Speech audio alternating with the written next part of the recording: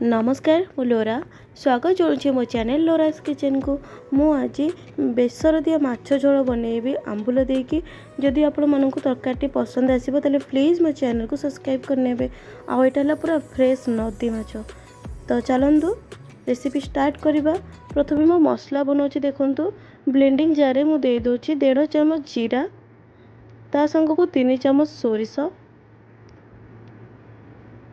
Half चम्मच मु देवी एथिरे धनिया, गोटा धनिया मु देउची।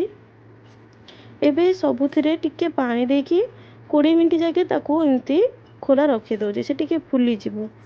एबे मु 15 रु 16 टी रसुन रो कोला को दोची। गोटे कटा पियाज आ गोटे इंच रु भी कम अदा दे दोची सेथिरे। फाळे टमाटो मु दोची। आ ए सब को भलो भाबे पूरा चिकन पेस्ट करनेबे। एबे मसला रचे हाफ दालचीनी, 3टी लवंग, 2टी ग्रीन गुजराती, हाफ चम्मच पंचफुटन, 2टी सुखिला लंका आ भृसंग पत्र, हाफ चम्मच अच्छे हलदी, लंका गुंड, जीरा गुंड, गोटे चम्मच धनिया गुंड। एतकी हमको मसला दरकार, सुखिला मसला। एबे मो माछ को लूण, हलदी आ लंका गुंड देकी ताको भल से मैरिनेट करिकी एमती पलम रे भाजी की रखिछि। आपन जे छाणी भी पारिबे। तो एबे कड़े गरम करिकी सेथिरे मु दे दोची सोरिष तेल, 2 चम्मच सोरिष तेल देला पर जो गोटा गरम मसला रखिथिले गुजराती, लवंग आ दालचीनी ताको दे देबा। एबे पंचफुटण आउ सुखिला लंका को दे दोची, भृसंग पत्र दे देबा। गोटे कटा पियाज ताको मु भल से चॉप करके रखिछि ताको दे दोची। एटा मु आगु को कहि नथली। एबे आमे मीडियम फ्लेम रे सब को भाजीबा। पियाज जे पर्यंत रेड न हे आसी से पर्यंत आमे ताको फ्राई करिबा।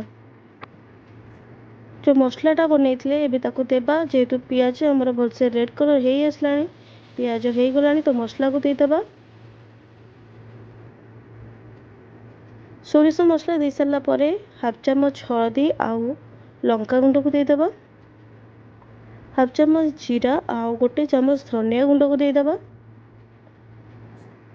मसला देला समय रे गैस रो फ्लेम को लो रे रखिथिबे। एबे सब को हमें भल रे कसी नेबा। बेसी समय को कसीबेनी, जेहेतु एथिरे सोरिष अछि, एटा टिके पिता लागिबो। एथिरे मु टिके पानी दे दोछि। जो जगह रे मु मसला रखिथिले सेही जगह रे ही पानी दे देली।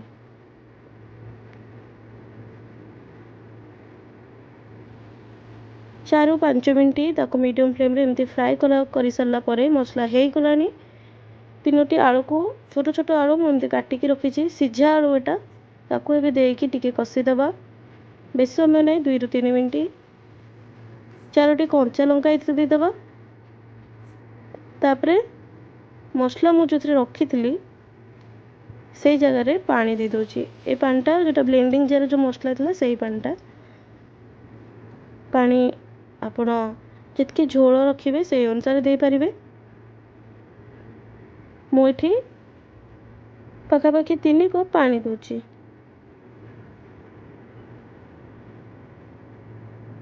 पानी को दे सारला परे आको एबे आमे टिके फुटेई देबा। आगरु मु गोटे आंबुल को रखिथिली भिजेकी आधा घंटा हेलानी। एबे आमे सेथिरे स्वाद अनुसार लूण को दे देबा।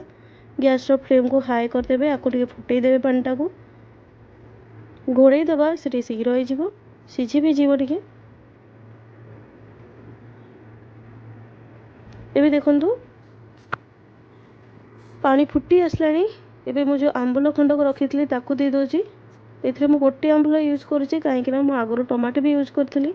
ए आंबुलटा को मु आधा घंटा हेला पानी रे भिजेई के रखिथिली, आंबुल टे सॉफ्ट हे जो बोली कि। तापरे आमे जो फ्राई करके रखिथिले माछ को ताको गोटे गोटे करके दे देबा। आउ पूरा मोटा को पूरा लो फ्लेम रे फुटेइछि। आपन चाहिले गैस रो फ्लेम को मीडियम भी करि परिबे। लो फ्लेम रे ताको आमे 10 मिनिट जाके फुटेई देबा। तापरे हमर माछ तरकारी रेडी हे जिवो। जदि आपण मानकु मो वीडियोटी भल लागिबो ताले प्लीज मो चैनल को सब्सक्राइब करनेबे।